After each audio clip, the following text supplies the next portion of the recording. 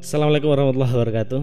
Hai teman-temanku yang mungkin jiwanya sedang sakit, yang mungkin hatinya sedang sakit, hatinya sedang patah. Coba ingat, kita hidup disuruh untuk apa sih? Untuk cinta. Untuk apa? Mosok gara-gara DE nggak milih sampean, sampean galau, lali karo pangeran. Jangan sampai. Kata Gus Bahar, orang yang bodoh itu orang-orang zaman sekarang. Yang menginginkan sesuatu itu harus ada syaratnya.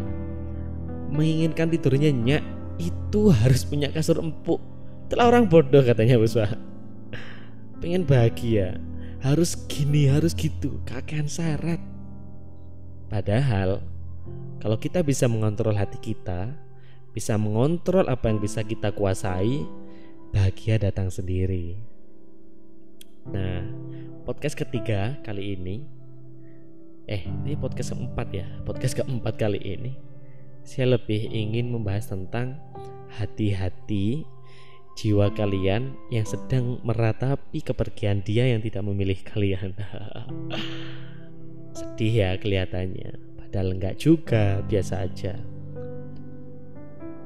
Kalian yang masih sering menganggap bahwa diri kalian itu tidak cantik, bahwa diri kalian itu tidak ganteng, atau keminusan yang lain, coba dengerin ini ya. Coba pelan-pelan aja dengerin. Saya yang ingin mengajak kalian bareng-bareng sadar bersama saya, karena saya pernah menjadi alumni soalnya. Pengen ngajak kalian sadar bersama saya. Simak ini pelan-pelan. Tidak dipilih bukan berarti tidak cantik atau ganteng. Tidak dipilih oleh seseorang bukan berarti sampean tidak cantik atau ganteng. Bukan berarti sampean buruk, bukan berarti sampean tidak pantas, bukan berarti sampean tidak menawan. Bukan, sama sekali bukan itu alasannya. Bukan karena sampean tidak cantik, bukan karena sampean tidak ganteng, hanya saja sampean bukanlah kriterianya. Loh, beneran yang cantik, yang ganteng belum tentu kok dapat jodoh yang dia inginkan. Iya kan, gak sesuai, gak semuanya bisa masuk dalam hati kita. Karena namanya kriteria, nyaman, itu Allah yang memberikan. Bukan karena sampean tidak baik, hanya saja sampean bukan yang Allah takdirkan untuknya. Begitupun dia bukan seorang yang Allah takdirkan juga untuk sampean. Ini bukan perkara cantik atau tidak cantik. Ini juga bukan perkara ganteng atau tidak ganteng. Bukan Mbak Yu, bukan Kang Mas. Ini hanya perihal hati yang Allah gerakkan untuk saling jatuh sama lain. Hati yang berikan Allah memiliki rasa antara satu sama lain. Seganteng apapun seorang laki-laki, seglowing apapun seorang wanita, bila Allah Subhanahu wa ta'ala tidak mentakdirkan dia untuk menjadi jodoh sampean, akan selalu ada keraguan di dalam hati yang membuat sampean ragu untuk lanjut dengannya. Iya kan? Dan sesederhana apapun seseorang, bila dengannya Allah Subhanahu wa ta'ala gariskan dia untuk menjadi jodoh sampean, maka sampean tidak akan bisa menolak dari sebuah rasa nyaman bahwa bersamanya lah sampean harus menghabiskan waktu untuk hidup di muka bumi ini. Maka ketika sampean bertemu langsung dengan calon pasangan sampean, udah janjian lama nih, belum pernah ketemu, kenalnya lewat online, ketika ketemu lalu ia merasa tidak tertarik dengan sampean dan memutuskan untuk tidak lanjut. Fine, tidak masalah, tidak perlu bersedih hati. Karena itu sama sekali bukan karena fisik sampean kurang sempurna. Hanya saja bukan dia yang Allah takdirkan untuk sampean. Tidak perlu merasa minder, karena setiap manusia telah diciptakan dengan bentuk yang sebaik-baiknya. Sampean itu sempurna kok Mbak Yu. Sampean itu sempurna Kang Mas. Sampean cantik, sampean ganteng, solih, solihah, punya ilmu agama yang mumpuni, adabnya luar biasa.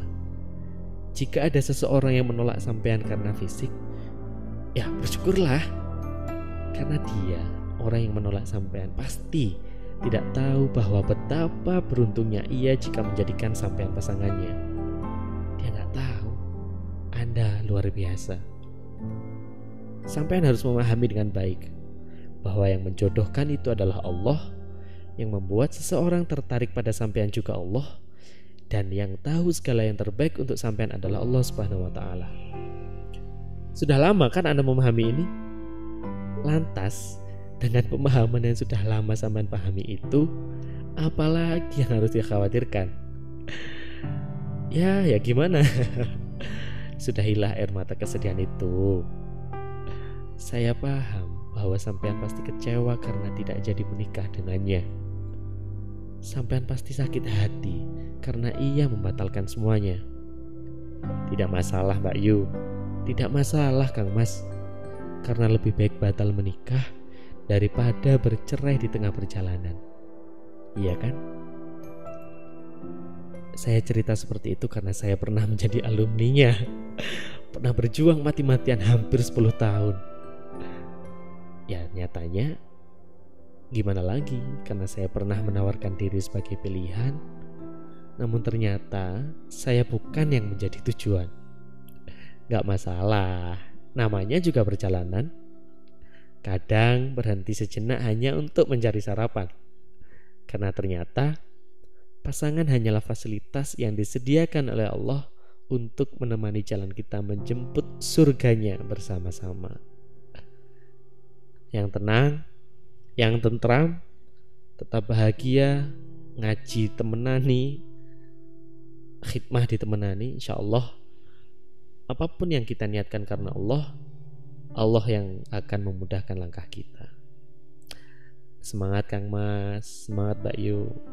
Yuk bersama-sama Kang Min di sini kita bahagia bersama, tumbuh bersama, menjadi santri yang mandiri yang luar biasa. Semangat. Assalamualaikum warahmatullahi wabarakatuh.